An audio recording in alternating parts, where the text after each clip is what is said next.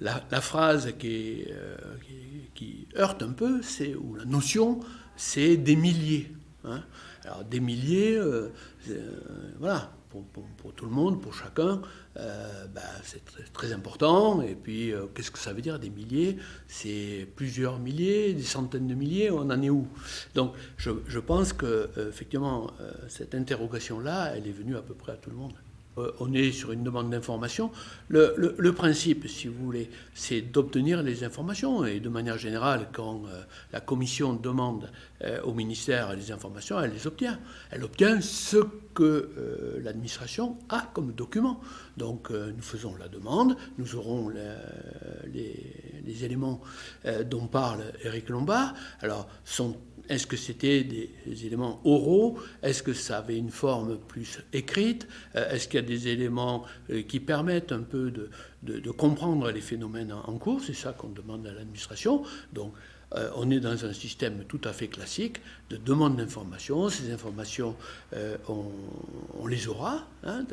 Je n'ai jamais vu l'administration refuser de transmettre les documents qu'on leur demande. Ils n'en donnent généralement pas plus que ce qu'on demande, mais on fait en sorte de faire une demande complète de l'ensemble des éléments dont on a besoin. Ensuite, on a souhaité avoir une réunion avec eux, parce qu'il ne suffit pas d'avoir des éléments chiffrés. Il faut aussi avoir les explications qui vont avec, et puis derrière cela, bien comprendre les mécanismes qui sont à l'œuvre, parce que ce sont des mécanismes, on le sait, Éric Lombard le rappelle, on le savait déjà, des mécanismes d'optimisation. Lorsque le sujet avait été mis sur la table, d'ailleurs par Éric Lombard et Amélie de Montchalin, sur les questions de holding et donc d'optimisation fiscale dans le cadre des holdings, le sujet avait été d'abord chiffré à une volatilité autour de 2 milliards d'euros, alors qui est une somme importante en soi, qui ne règle pas évidemment la question du déficit public, mais une somme importante en termes effectivement de sentiment que certains s'exonèrent alors que l'ensemble des salariés évidemment payent leur impôt.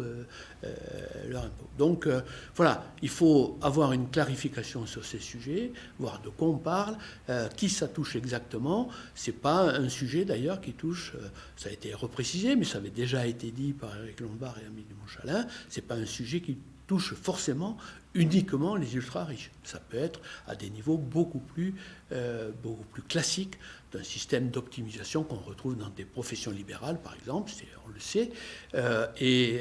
Par contre, on n'avait peut-être pas l'idée de la dimension du sujet et donc des solutions à y apporter. Parce que si nous demandons ces éléments, c'est avant tout pour rechercher des solutions pour lutter contre ces optimisations et voir comment on peut, dans le droit, améliorer les choses pour que cette optimisation soit à minima plus difficile, voire complètement éteinte.